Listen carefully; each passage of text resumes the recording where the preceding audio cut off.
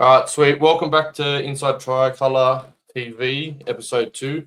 I'm with Jake, Nate, Grant, and Jordan. Firstly, I just want to obviously give my love to everyone that showed love last week. Episode 1 was unreal. Like, it was a really good hit. Got a lot of really good feedback. So the fact that so many people tuned in live and then after sent messages, showed love to the stream and whatnot. Really appreciate it. But yeah, I'll just start it off basically how I started off last week, introducing. I'll let the lads introduce themselves. Start with Jake, and then the lads are just going to tell you all about themselves and how they started following the Roosters and why. Jake, if you want to start. So yeah, I'm Jake the League fan on Instagram. I was sort of born into the Rooster fandom. Started with my grandfather. He grew up sort of as a Roosters fan in the '60s. He sort of passed that down to my mother and her siblings, and she passed it down to us. The first season I sort of remember paying attention to was like 2007. I think might have been 6 or so, and I've been a passionate fan ever since. Love the boys. And yeah, I couldn't imagine supporting any other team really. Yeah, nice, bro. That's good to hear, honestly. Nate?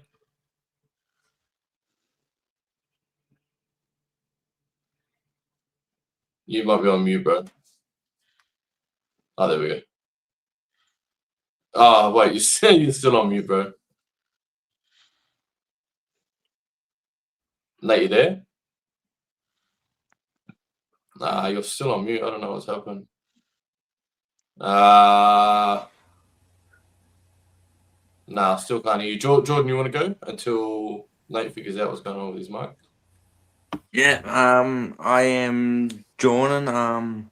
Yeah, I've been supporting this club since 2009. The reason was because the first time I watched the Roosters, I watched Anthony Minicello, and I just knew during that day, like, oh, he's my favorite player. So that's why I jumped over to the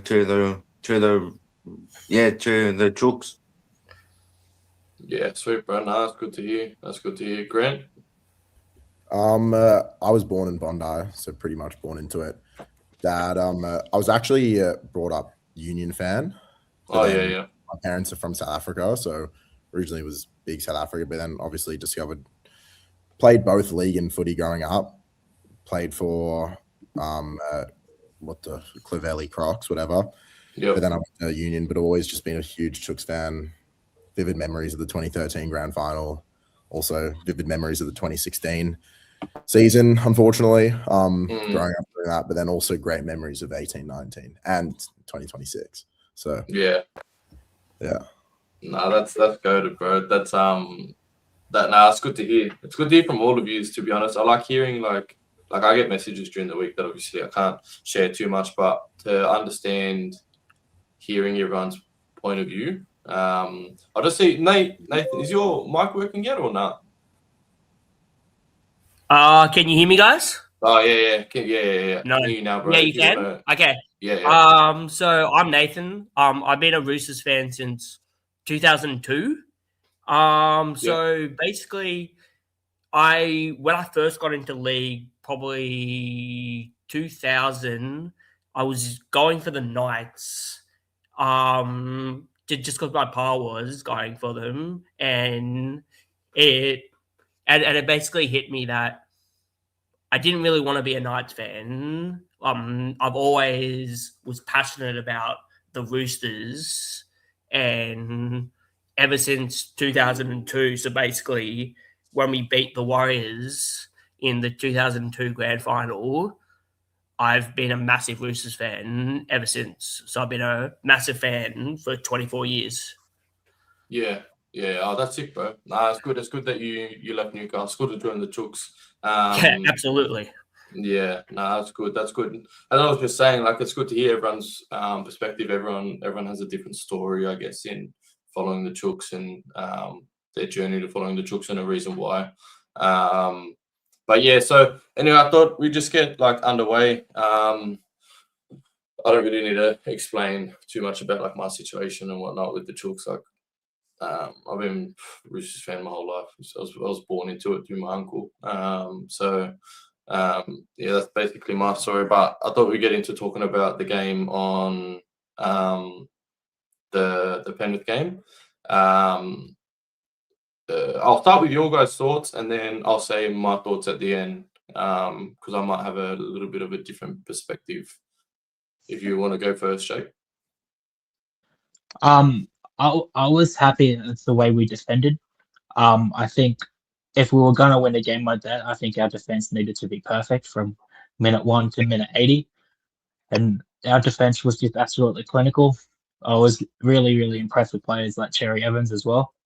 And I think if we're gonna compete, we need to get results like that against teams like Penrith. So I was really happy. Yeah, I agree, bro. I agree. Nate? Can you guys hear me? Yeah. So sorry, like I went out for a bit. So what was the question? Like your thoughts on the Penrith game. Oh, I thought our defense was fantastic. I think the first just before we scored that try from DCE, the time that we had them down our line for 5 minutes, I think it was. I Yep. think that would have absolutely given us confidence and absolutely zapped Penrith absolutely completely. Yeah. No, I agree, bro. I agree. Jordan? I thought like that was the win we needed because of like all the hate we got like through the week, and like just on Thursday, like our defense was so good, and when we hold Penrith off our line for like 20 sets, I knew, yeah, this is our game not to lose. So I kind of thought we wouldn't have won, and when DC went over for the first, I said, yeah. Yeah, I agree, bro. I agree. Grant? Obviously very happy about the win, but I also think like job's not done. Like, yes, we beat Penrith. We only beat them 12-6. They didn't have their best players. We didn't have our best players. So like, take it with a grain of salt. Personally, like, yes, DC got all the love. He scored 2 tries, but I was very happy with Sam Walker. I think there were 2 specific kicks that he put in where they're like, I think we were on 3rd or 4th, but we were going back and forth, and then he just puts it in their 10, goes out, slows down the game. Thought it was perfect. So obviously, yes, very happy, but job's not finished. Yeah, bro. I really agree with that statement that job's not finished. Like it's good to enjoy the win, and it's good to enjoy that, we beat Penrith and whatnot. But yeah, like Penrith didn't have Yo, Casey McLean, I think it was Mitch Kenny. So they had 3 of their like really good players out, and that's all the media's been talking about. But I think credit to ourselves, like we also had Crichton out, Toops out, and the reigning Dalian player and fullback of the year out too. So the fact that we went there, beat Penrith at their own game without our captain and the reigning Dalian player of the year, it goes to show that there's a winning mentality there. I've given DC a lot of praise during the week. I thought he was exceptional. Obviously, our defense was what won us the game. But yeah, I think DC's control let Sammy explore his options a little bit more in terms of being able to play that free flow attacking backyard footy, knowing that DC is there for a safety blanket. So, Walker can try these little things here and there, and if they don't pay off, well, we know that DC's mentality is there to help us understand that we can back ourselves even if we make mistakes. Where I feel like in past years, if we'd make 1 or 2 mistakes, we'd kind of cave in and let Penrith, Melbourne, even maybe Broncos, even at times South Sydney, just run all over us. So I think DC deserves a lot of credit. I think Walker played a really good game, but I think our defense was definitely what won us the game. Staying on that topic, I'd like to know everyone's like top 3 players. Doesn't have to be in order, obviously, but like the 3 players that stood out for you during that game. If you want to start, Jake. I'll go Cody Ramsey. I think since he's gotten his crack at first grade, I think he's been absolutely just unbelievable. I think Nafahu White, I'm biased, he's my favourite player, but he's been on another level this year. And I think Daly Cherry Evans, that was his best game in the Roosters jersey by far. Yeah. No, I agree. Nate? I'm going to say Daly Cherry Evans because I think he controlled the game and he showed the experience and what we need and what we've been missing since we lost Cooper Conk. I think Billy Smith had a really, really good game. And I'm going to say Siwa Wong. Yeah, that's a good shout. I like that. Siwa played a really good game. Jordan? Ramsey, for one, I think Ramsey these last 3 weeks have been really killing it. DCA, just them 2 tries. And I want to go Sam Walker. Yeah, that's a good shout. Because of them 2 kicks he put in. I will say Sam Walker. Yeah, I agree, bro. Great. I'll probably obviously DCE. Then I thought Reece Robson was very, very, very good. Yeah. Probably his best game in my opinion for the Roosters this season. Yeah. And then I'll chuck a spanner in the works. I thought Toya was also insane. Yeah. I thought Toya's defense was pretty amazing, on point. Yeah, I think he only had like 5 missed tackles, and they weren't even like bad. Like I remember someone saying at the end of the game, like, did Toya even miss a tackle? And I had a look. I think he only missed like 5, and it might sound like a lot, but considering how much defense we've done, it wasn't that bad at all. It was my number one was it was nuts. I think my number one would definitely be Rambo. Rambo for me was, I thought, the best player. Besides DCE, obviously, like, he can give me his accolades for the 2 tries, the long kicks, even his defense was great. But I thought Rambo going into that game, knowing the shoes that he had to fill against a side like Penrith, with the history that we have against Penrith recently, was massive. He was good under the high ball. He took, plenty of hit-ups. His meters per carry was really good. Secondly, obviously, you've got to give it to DCE. And then thirdly would be Celessi, just basically based on his defense. Celessi has been nuts. So, yeah, they'd be my 3. But since I'm finishing on the topic of Celessi, before we head into next week's game, Grant had a really gun question in the green room. We'll start it off the same way that we've been doing, but does Angus Crichton instantly get his spot back when he comes back from injury over Celessi and goes to bench? Or does Angus Crichton go to bench and Celessi keeps his spot? What do you think on that, Jake? I think Celessi deserves to start. I think match fitness wise, I think Angus Crichton might need a game or 2 just to get his feet wet. Kind of like Lindsay Collins right now. Lindsay Collins hasn't looked like outstanding since he's been back, but match fitness is a thing. So and Celessi has earned it. He's more than earned it, and I think he is the future starting back rower. So I think Celessi should start for sure. Yeah, I agree. Jake? Sorry, not Jake. Nate? Oh, okay. I believe Bichetti should definitely be starting over Angus Crichton because I think we need to grow our youth, and with him going to rugby union, I think we need to work on those combinations, and with him still being in that position, that's going to work for us for 2027, and Crichton can bring that impact off the bench. Even in the finals, I believe. Yeah. No, I agree. Jordan? I think Angus should start on the bench for these next 2 weeks, and then come week 1, I will be starting him straight away. Only why because Angus did have that 3 weeks off, and I think to just get him ready for finals, I feel just start him off the bench. Yeah, I agree. Grant? I think if it's not broke, don't fix it. So I honestly, I don't know if you guys noticed, but we only play 3 subs off the bench. So having Angus as a 4th sub and just chucking him in the middle.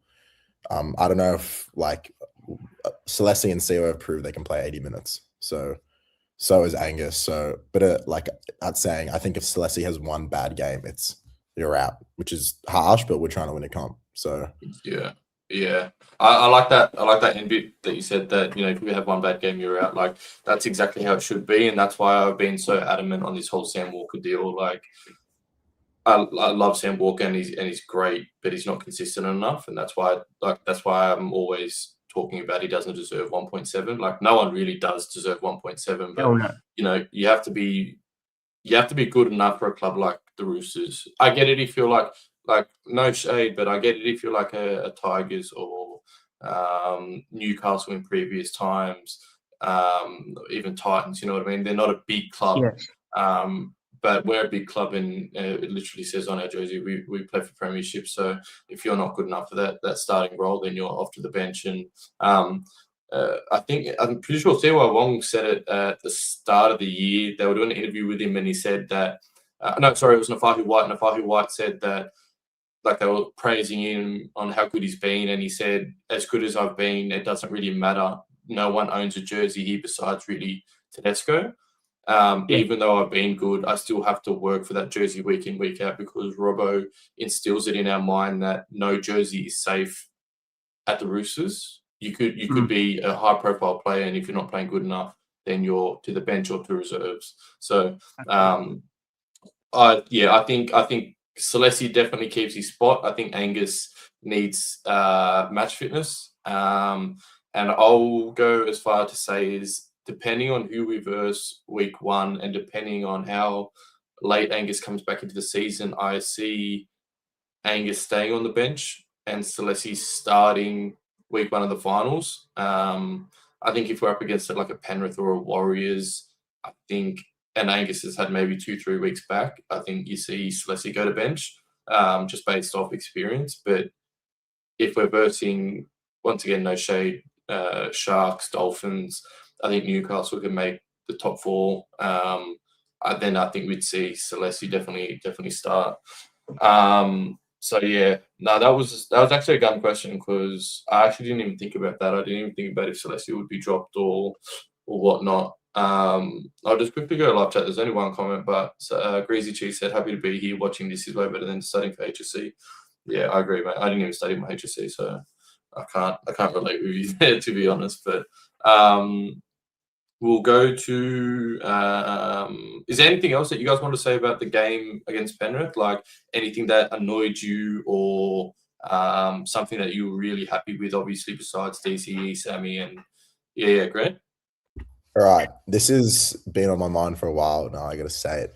Obviously, the disruptor call was, absolutely right. But when I watch rugby league on the weekend, I see 60 to 70 to 80% of play the balls, they just step over it. I remember last year they cracked down and they were like, we're going to start calling that a knock on, like that's not a correct play of the ball.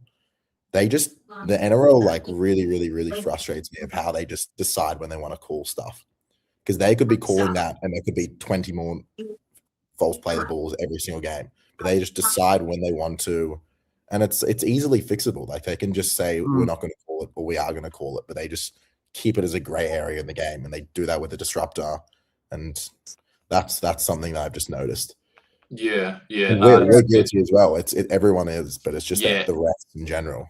Yeah, everyone does do it. It's funny you say that, actually. I think it was maybe 2-3 weeks ago, Penrith played Parramatta, and Penrith came from behind to win, and it was off the back of a Nathan Cleary sideways play the ball, and it was that bad. He played it like on the line, like not like literally the ball went straight across the white line, and it's laughable. Like that disruptor call, like, bro, I can't explain to you. I'll send you guys a video after of how badly I raged. Like, I didn't even upload the video on my story of my main rage. Like, it was after. I'll send you how bad it was. I was losing my mind because how can you call one thing that hasn't been in the game for 20 weeks? Literally 20 weeks was 20 weeks ago was our last disruptor call.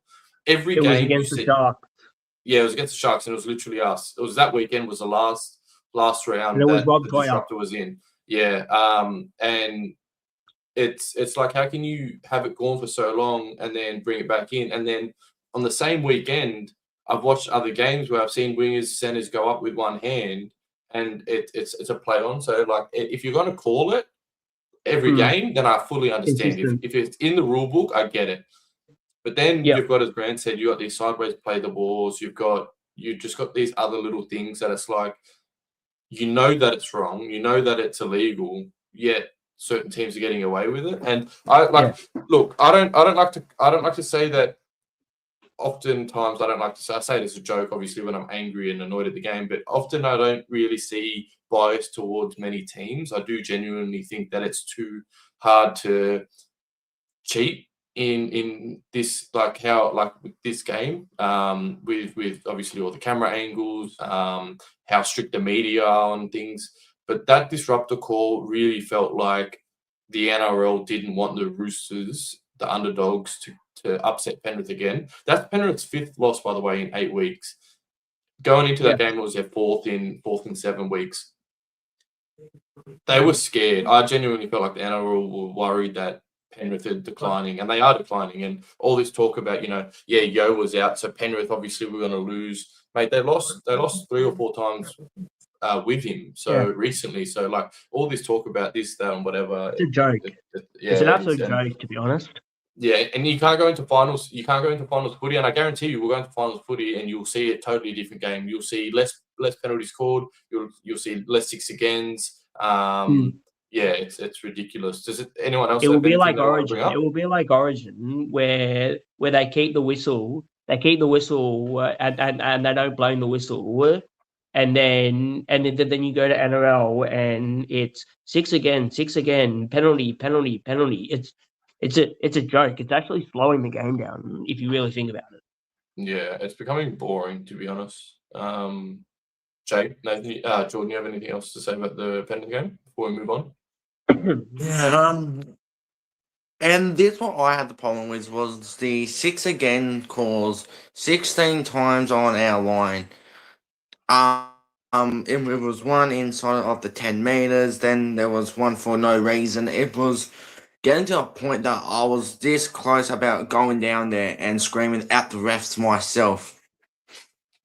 Yeah, because yeah, it I was don't blame getting you. that annoying. Yeah. Can I say something on that? Yeah. See, I think we were doing that on purpose. I was about to say the same thing. I agree. I agree, Grant. Yeah. I think we've seen that happen to us so many times, Storm, Penrith, the past 7 years. And Robbo's finally being like, oh, true, like this is an important part of the game. Let's just milk the 6 agains. We'll slow down the ruck.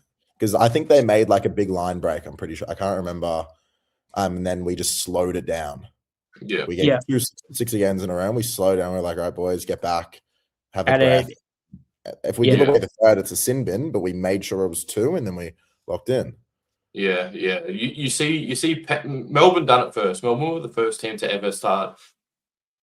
They were the first team to introduce slowing the ruck down. We've seen it over the years, but teams to do it strategically, Melbourne were the first team to do it. Then Penrith took it to a whole nother level, to the point where they didn't even get caught out for it. But that's what I think. I mean, like Jordan, I 100% get you. Like, it was frustrating, and don't get me wrong, there were some of those 6 again calls that it was a bit like, oh, nah, I don't really agree with that. Like, how many times the ref going to blow his whistle?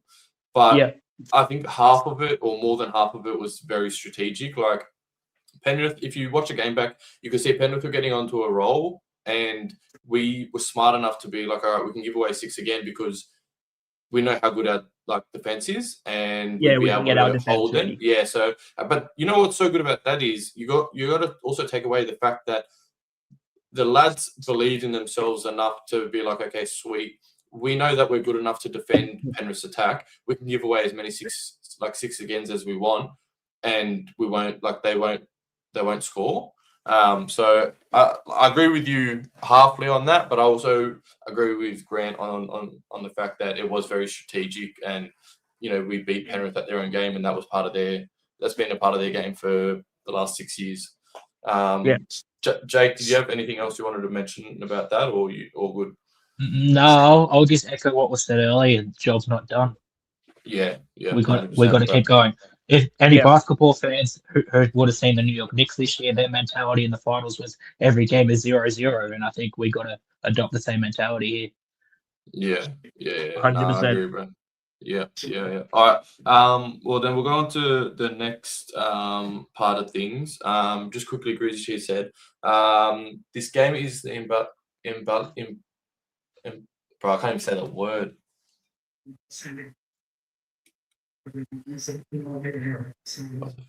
Emblematic. Emblematic. I don't even know what that, bro. I told you I needed my HSC, so I don't know what that word means. It certainly reflects, I guess. This game is okay, yeah. Notice over the tricks past few groups. So was that we always put in a bit more effort than needed. Yeah. Agreed. That's what I think. That's kind of basically what I was saying, especially with that Melbourne game. That's why I keep going over that Melbourne game so much. I know my fiance is pissing herself laughing right now. The fact that I couldn't say that word, and it's pissing me off.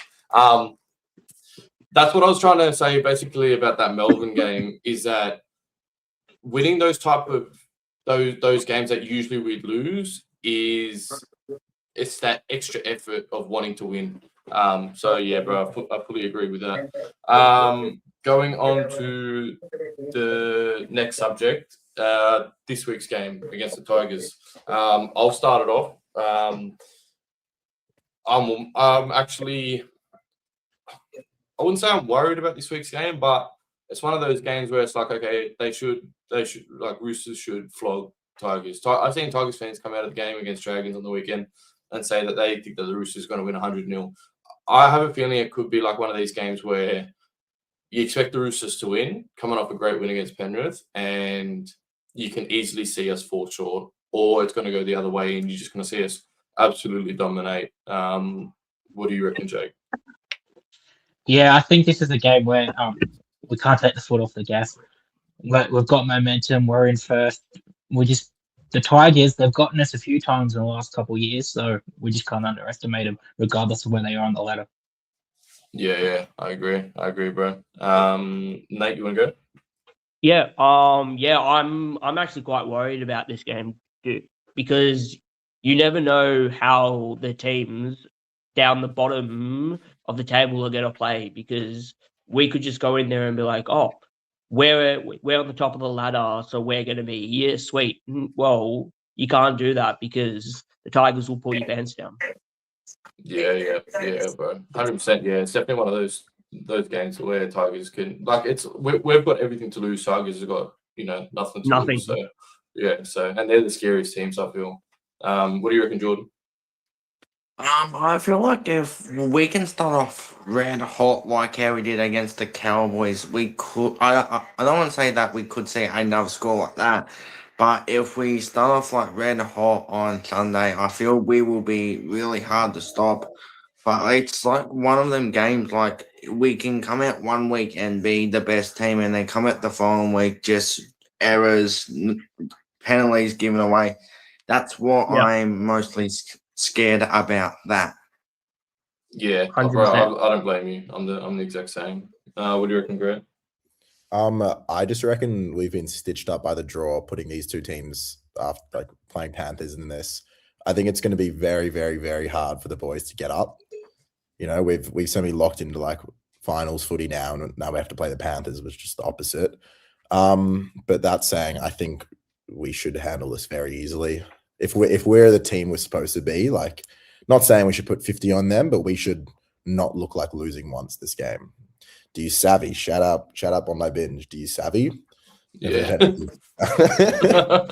Yeah, bro, I agree. I reckon, as I just said just before, I think I might have said it in a story today, or I was supposed to say it, but it definitely feels like you'll see the mentality of of the Roosters. Like, yeah, we won against Penrith, but can we get up for these games against teams that have nothing to lose? Because come finals time, that's what, you know, that's these are the type of games you got to get up for. Like, you've got we have everything to lose, and then come finals times, it's the same thing. Both teams got everything to lose. So like, who wants it more?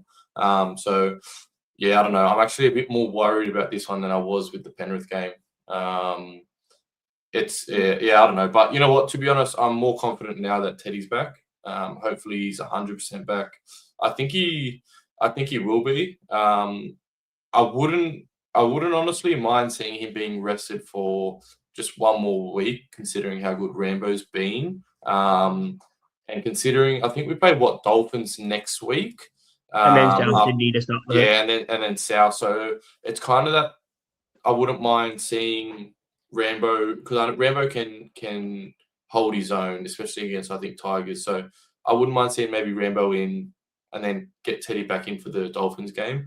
But then I guess that could work against itself in the fact that Teddy comes in against a high-flying Dolphins team who are really quick, and he might not be up to match fitness. But I'm not too sure with that one too much.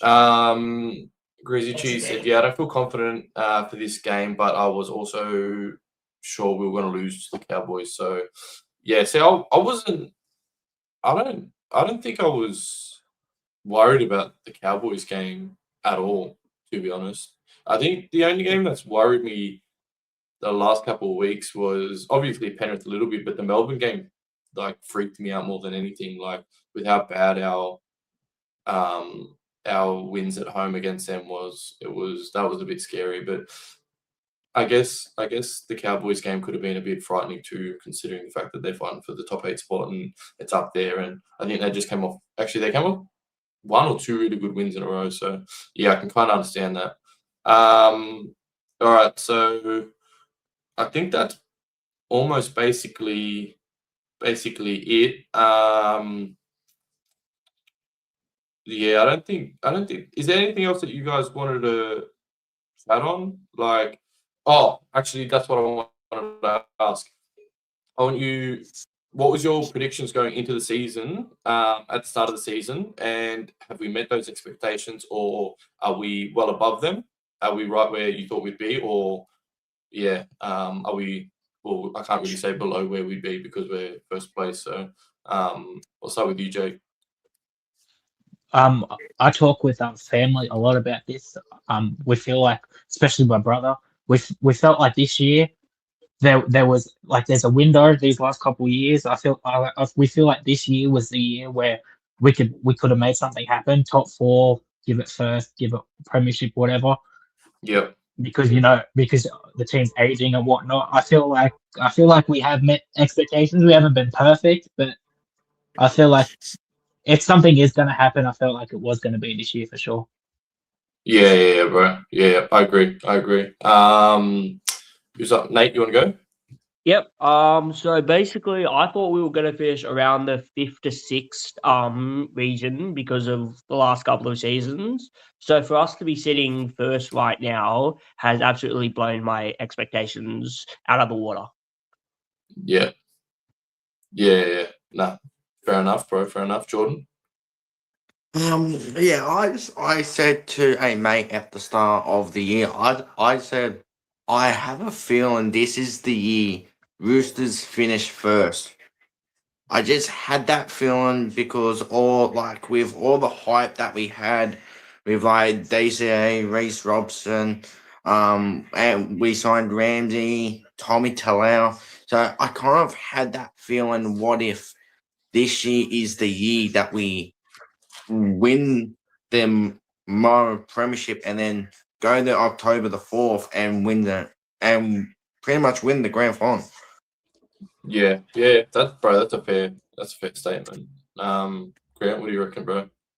I was on the train early that DCE was going to be our Kronk 2.0, and I think he proved it. I was very, very, very confident at the beginning of the year.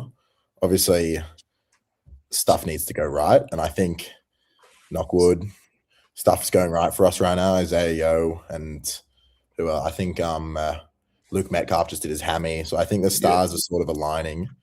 And I think I was saying at the beginning of the year, I reckon this is our year, like if everything goes right, like there's no reason.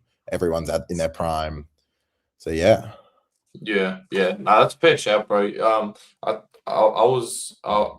Me and Brody, if you guys know Sydney City Vintage, me and him were talking at the end of last year, when the rumours were swirling about DCE, and me and him kind of had an idea that we were signing him before it kind of got announced. And once the rumours did come out, we seen a lot of people hate on it, and me and Brody were just constantly telling people, like, I don't think you guys understand how good this signing's going to be. Like, he's not a Cooper Cronk, but no one's a Cooper Cronk in reality. So the fact that we signed him, his experience, I think we're starting to see the rewards of it.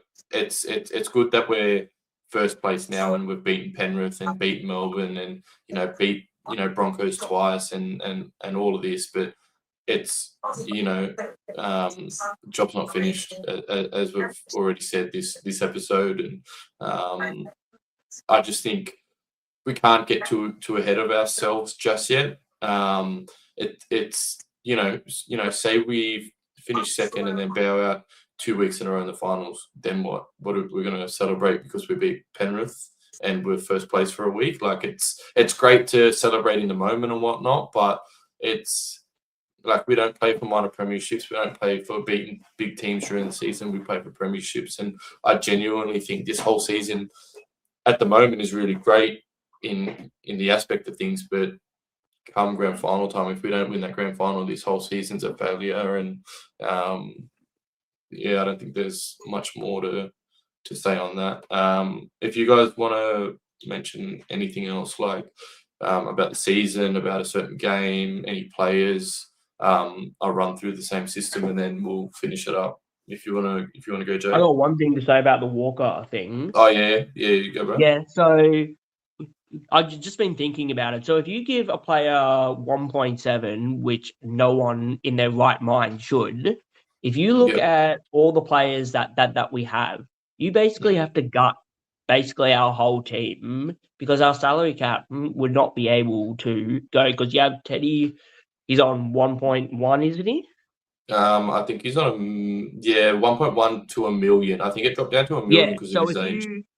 So if you're adding like all our players who are on their money, and you give Walker 1.7, where our cap is not going to do it. And why would the Roosters even consider giving somebody 1.7 when Nathan Cleary isn't even getting 1.7, and no one should be getting that money, as I've already said. Yeah. Look, I'll actually quickly talk on that. So, and if anyone else wants to say anything after, just feel free. I've said this since Jake Friend left, since Hargroves left, since Kiri left. We have had money in the cap to spend, and all these media outlets saying, "Oh, the Roosters don't have money to spend," this and that. It's all BS. I've done the math. We've got money to spend. So one, we would have the money, but two, no, like, I don't care how good you are. I don't care if you're Cleary. I don't care if you're Walker. No one deserves $1.7 million at all.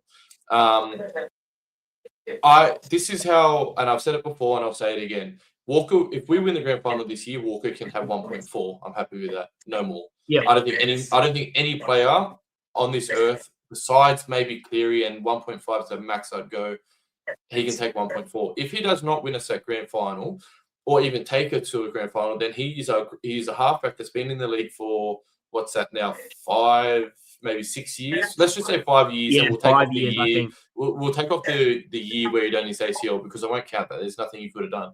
So we'll take that off.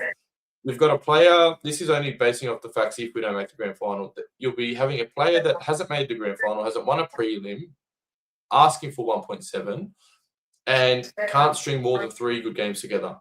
Now, we know how good he can be. I think, as I've said before, and I'll stand on this, skill-wise, he's the best player in the game. Skill-wise. I don't think he's the best halfback in the game, but skill-wise, you won't see a better player then Walker.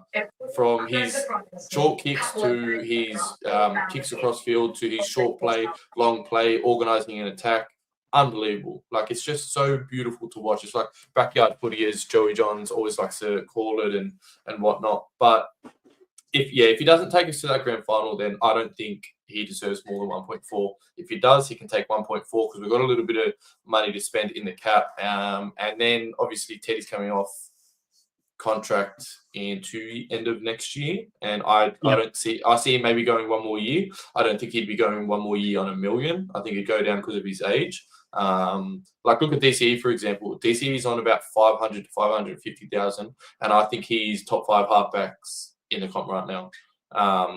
Just the way that he leads things around from the park. Does anyone else agree or disagree? Grant?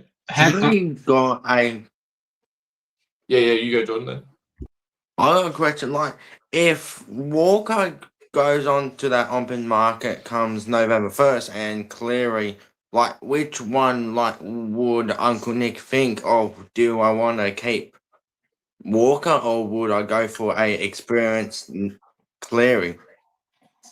I know what I'd say, but I might just get Grant. Do you want to say your piece? My thing about this is not a lot of people are realizing that the cap is going to go up significantly with the new TV rights deal. And a similar thing happened in the NBA about 10 years ago. And then players were getting absurd amount of money, blah, blah, blah, blah, blah. So yes, 1.7 is too much. But if he wins the comp, I think give him what he wants, because realistically 1.7 2028 to 2032 might not be that bad come 2030 when other players are getting 1.5 that are just above average Origin players, So if we need to give him that amount of money to secure him for X amount of time, I think why not? Because the salary cap is going to keep going up. Yeah. So I'm not necessarily opposed to it. But then saying I also agree with you with he hasn't done anything yet. He has to prove himself. This finals run pretty much determines everything. But that saying, if we win the comp, he can get whatever he wants. Yeah. That's a fair point. Jordan, I'll go back to your comment. Look, I said this, I think, on Chook Chat with Hainsey. I don't know if it was last week or the week before, or it might have even been on my Insta story. You can't buy passion for the club, and Walker has passion for the Roosters. Who's to say we go out and buy Cleary and he has no passion for the club? Why would he? He's coming into the Roosters out being West his whole life, not his whole life, but majority of his career being out West. And say if we do go get him, then we're risking. Will he play for the badge week in, week out? With how professional he is, probably. But is that a risk that we're willing to take? I'm not too sure. I think it genuinely all depends on this finals run. If Walker wins us a grand final, then we have to, I guess we're going to have to pay him what he deserves. If the salary cap does go up as it is supposed to and goes up enough to the point where we can afford to give him 1.7, but also keep other stars like Celesi, Rob Toya, hopefully get Mark coming back in the squad after next year. And then you've got Nat, Egan, they can both. Egan can go, Nat can stay. Nafahu, we've got to re-sign. He's going to be on big money, especially after this year.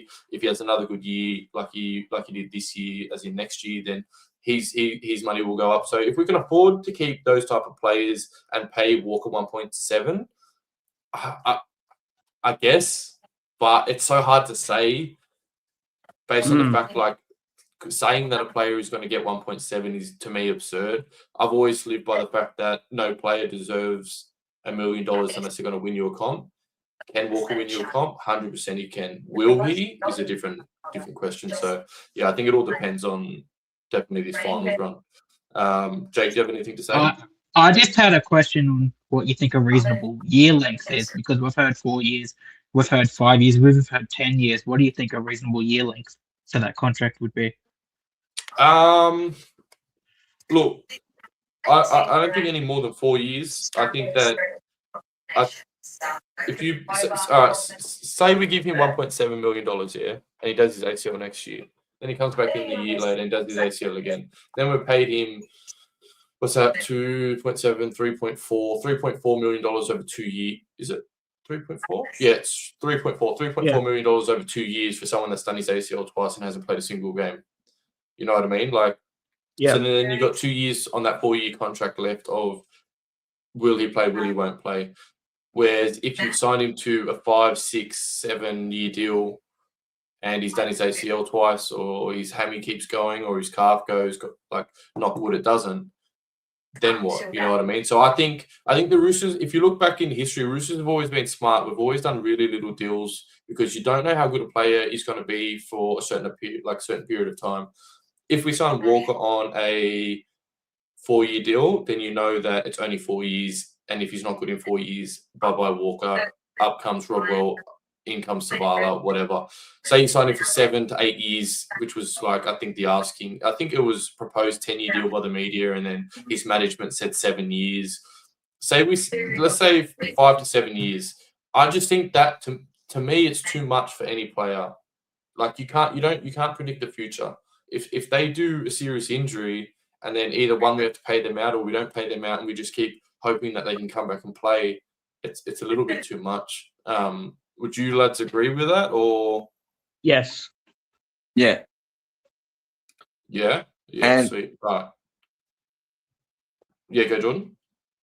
And I was like watching Cup like on Friday night and just watching Tom Rodwell playing there. I was thinking to myself, if Walker leaves, I wouldn't mind him to just slide right in there. Yeah. Well, look, Rodwell's a gun. And I think a lot of I was talking to someone today about it. I can't find the name right now. But I was talking. I was talking to Mitchell Gibson today. Shout out Mitchell Gibson. He said most casual fans don't realise that Savala and Rodwell for 2028 isn't a bad option. And Carter Mariko is a star. So if you guys don't know who Carter Mariko is, he's a 17-year-old absolute gun half. I think he might play at Central Coast at the moment, Roosters. He's an unbelievable halfback. Like, he's like Sammy Walker 2.0, but a bit more game management style, but has the same type of skills. Don't get me wrong, it's different playing when you're 17 compared to when you play in the NRL. Yes. But a lot of people do have to realise too, one, obviously you don't want to let Walker go. If he does go, then terrible. But two, if he does go, the Roosters and Nick will go after what's his name? Oh my days. Out at Penrith. Nathan Cleary. Yeah, he'll go after Cleary. Politis and Robbo will go after Cleary. And if that doesn't work, then we've got Rodwell and Savala in the junior system. Well, we've got Rodwell in the junior system to come through, and Savala's already there. So maybe we base our future on those two, have a bit more money in the bank, and then go spend it elsewhere. Because, you've got Toops that might resign for another year, then he's gone. Then what do we do? We've got Garrett coming in for 2 years. He's going to be going in end of 2028. So then there's a centre that we need to fill, or winger that we need to fill. Marky Mark's leaving at the end of this year. That's someone else we need to fill. Right now, I think we're good. We've got this Union bloke called Roach. He's an absolute gun. He's from Rugby Sevens. So he played with Marky Mark. They're pretty close. He's a gun. Like, he's so unbelievably good. I Grant? think he's not even a winger. I think Nah. he could play in the halves. Yeah, you reckon? Yeah. I was thinking I know, center, maybe second row if he puts a bit of size on. He's almost. Oh, I don't know what's just happened. He's similar to like Cody Nikorima. He's like a short, stocky. He's very quick, and he's a great ball player. Great player. Yeah, okay. Yeah. I've seen a little bit of his highlights, and I've seen how quick he was and how good he was on his feet. So maybe he could play 6 even. Yeah. But yeah, I think the best thing that we've seen this year, and I think for next year, is that we're really good on depth, which we haven't been over the past couple of years. So I think we're good in that aspect. But yeah, if we don't sign Walker and don't sign Cleary and they go elsewhere, Rodwell and Savala aren't the worst halves pairing in the world. Like, we're very not safe, but we're a lot safer than other clubs if they lose their star halfback. And then, you know, we've got Roach who could play 6 and Savala might play wing centre. I even see Savala being our future lock, to be honest, once Radley retires.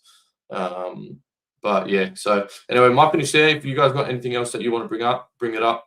There's no real time limit, but if you're all good, then we'll finish it up.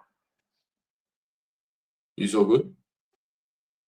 Yeah. All right. Sweet. All right. Well, appreciate everyone for tuning in. Appreciate you lads for joining, sharing your thoughts on everything. Appreciate it heaps. Definitely going to get you guys back on in a couple of weeks, especially around finals time. I'll send you all a DM after tonight about my idea come finals time. What I want to do working forward. But yeah, so make sure everyone tuning in, give these guys a follow and a like, and make sure you like, subscribe, everything. I'm on Insta, TikTok, Tricolor TV, and yeah, so appreciate it, lads. Cheers, Lummy. Sweet. See you guys, everyone.